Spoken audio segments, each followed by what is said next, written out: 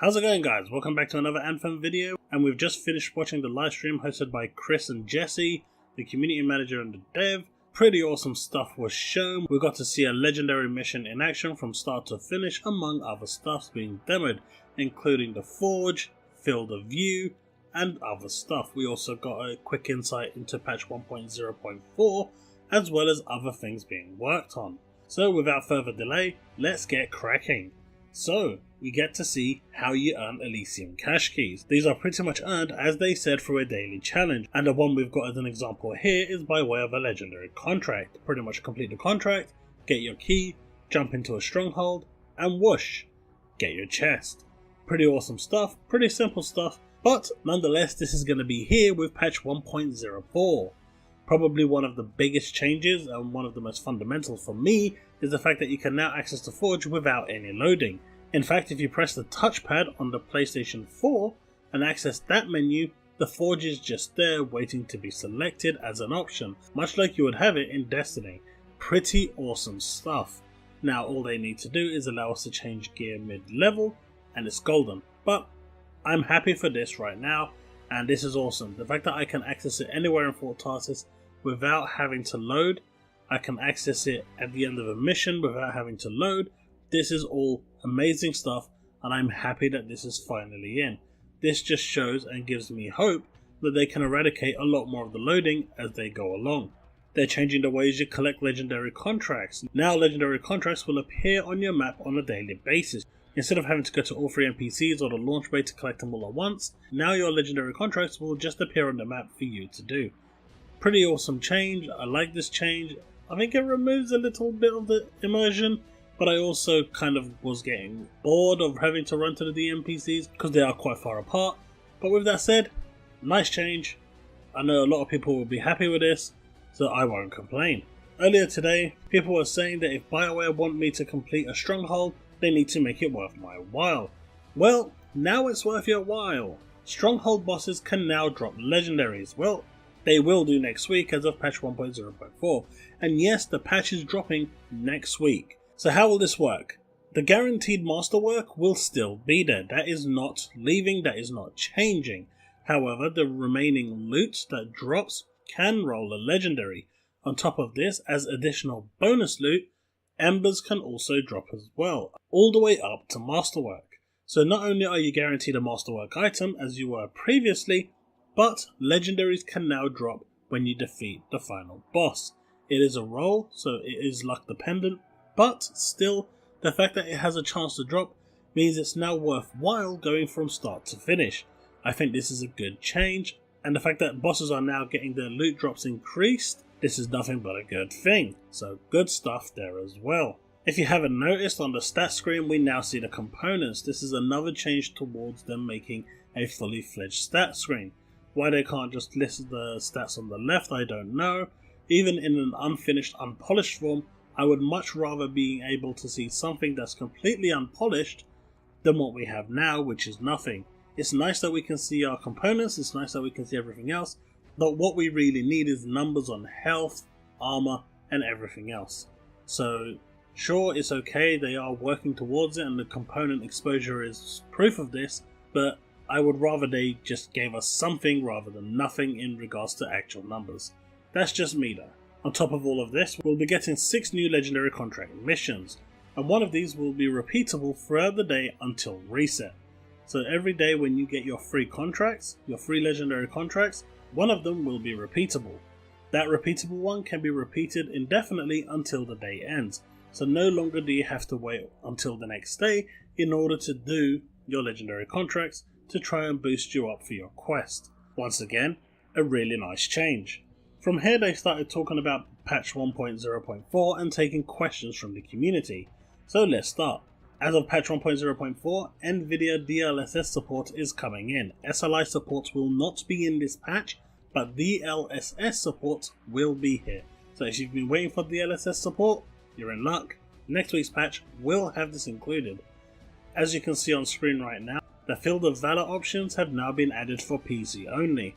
This is not available for console due to performance issues, however on PC, you pretty much have a vast array of options in order to tinker with this exactly how you desire. so good stuff for PC players, a shame for console, but I do understand why it's not available on console. They've made performance improvements on gameplay effects. These are like weather effects and things like this that are part of the game world as you play. These have been improved on and streamlined, and the performance should be a lot better and prevent any form of crashing. So good stuff. At this point, a community question came in regarding story missions. They didn't specifically state that there is story coming in patch 1.0.4. However, they did confirm that there is story coming. The actors have been doing a lot more motion capture for these cutscenes, so definitely there is story coming. Hopefully it will be here with the new patch next week, but if it's not, it will probably be arriving with the one in the following week. Either way, it's nice to see that there is a lot more story content coming our way in the world of Anthem, because anyone that knows me knows that I live for this stuff. I love story, I love cutscenes, I love dialogue, so all of this is awesome news for me. Salvaging.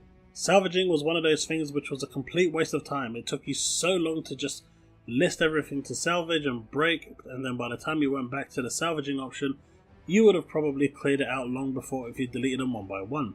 Well, now the option to select stuff to salvage is instant, meaning you can mass mark everything and then break everything in one go to make it that bit better. Again, this cannot be done on the actual reward screen, it can only be done from the vault. It's still a nice option, it's still a nice improvement, and the fact that it's pretty much instant now to mark something to delete is pretty awesome. Strongholds. So on the topic of strongholds, people have been complaining and they have been seeing that spawning in on the monitor only is a waste of time, especially with the current loot system. Yes, it's annoying that people leave, but they also leave because, well, basically they're not going to get any legendaries from the final boss. This is changing as of next week with the new patch update, but what have they done, or what can they do in order to prevent people from leaving? Because, you know, people might not be interested in that chance, people might not be interested in the Elysium caches, so what can they do to prevent me from getting into that instance and fighting the boss? Well, it's a double-edged sword sadly. If the instance has been active for more than 2 minutes, it's locked. So if people leave, if anyone is queuing to join a stronghold, that instance is locked and you can't join it. This also has the double-edged sword where if you can't join that instance, it means that group will no longer refill. I think this is a much worse option than what they had previously. I understand why they did it, but at this point I think this is not the right option. Let's see how it plays out, let's see how it affects the community, how it affects the player base, how it affects matchmaking. This is going to be a much more bigger problem than they're setting it out to be, because honestly I think this is probably the worst way to go. I don't really know how else they would have done it. Leave a comment in the comment section below and let me know if you have any genuine ideas, because locking the instance after 2 minutes and not allowing me to actually go back in is a bit harsh. Maybe set a half an hour cooldown or a 15-minute cooldown for people that leave the stronghold before its completion as a punishment. I think this would also work. But hey, I'll put that forward and see what they say. But if you have any other ideas, do let me know and I will be forwarding them. Fog walls. The bane of my existence, especially the Temple of Scar. I would always get stuck with a fog wall. Well, if you do, the current workaround right now is to go into your map, hold the square button if you're playing on the PlayStation to basically respawn.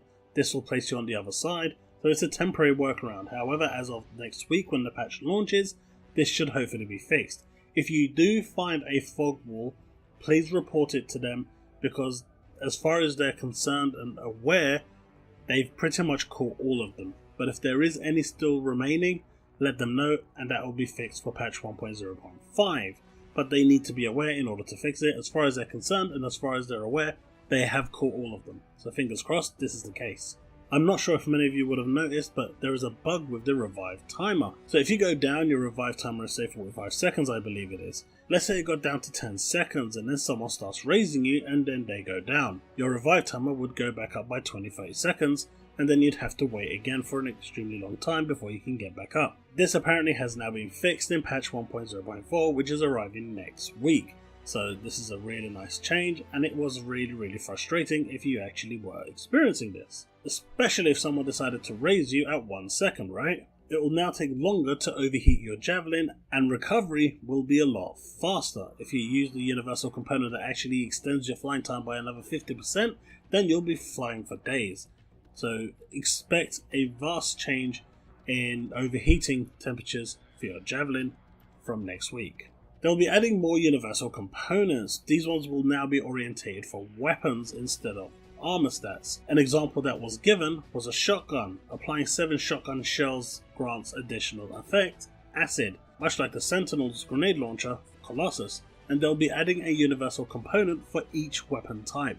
So it will be nice to go through these once they're out or once they're data mined, so we can see exactly what they are and what they give and what they'll actually give us in terms of armor and shields. But either way, we are getting more Masterwork universal components, so it's always a good thing. The health bug they believe is fixed.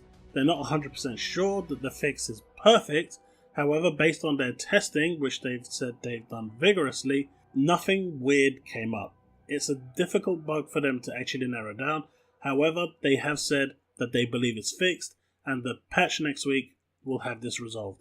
If it doesn't, they are requesting that you report it with as much information as possible to help them narrow down the problem. Now, I know a lot of you are going to go back on the whole, why should we be reporting it? They have testers and all this and all that. The simple fact is, they may have 20 testers in the office. We as players are in the hundreds of thousands. So literally put, there's more of us playing the game on a daily basis than they are. So there's more of a chance that we're going to find stuff that they ain't. You know, this is just a thing. This is reality. This is the case. If it is still applying and it's still there and you experience this, report it. The more reports we get, the easier it is for them to narrow down the issue and fix the bug once and for all. So the Colossus component, Shock Treatment, where hitting enemies with a certain ability increases heat dissipation, has been changed. Now, hitting enemies with L1 or R1, depending on what skill is selected for that component, will increase your damage output for X amount of seconds. I believe it's 5 seconds, but now it's just a straight up damage buff because they've realised that the heat dissipation is a complete and utter waste of time. There isn't enough aerial enemies for you to defeat while you're flying around, and simply put, while you're flying high up, if you stop to fight stuff, you're pretty much adding more heat.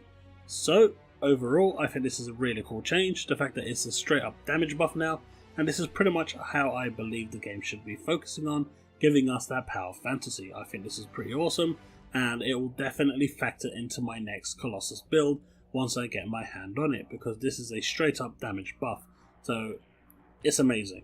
In the next patch, we won't be having any support masterworks, which is a shame. Additionally, luck is still being looked at and will not be in the next patch. However, Chris was pretty vocal in the fact that he doesn't like the luck stat, so we may actually see this stat removed going forward.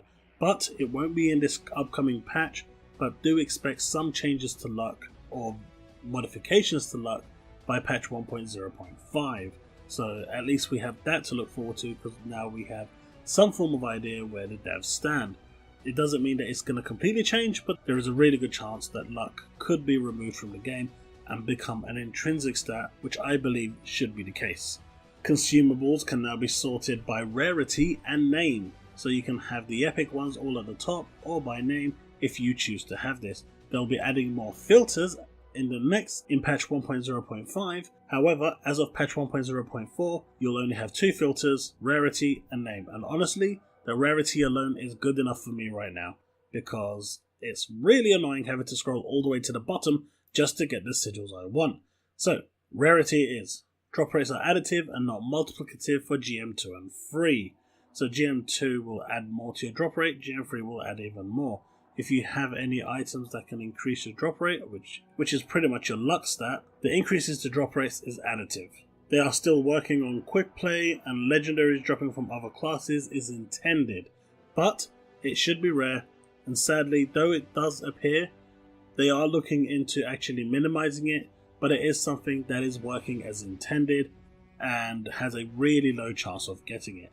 So think of it this way: if you actually get a legendary, it's cool beans. If you manage to get a legendary for the wrong class, that's double RNG screwing you over for another class.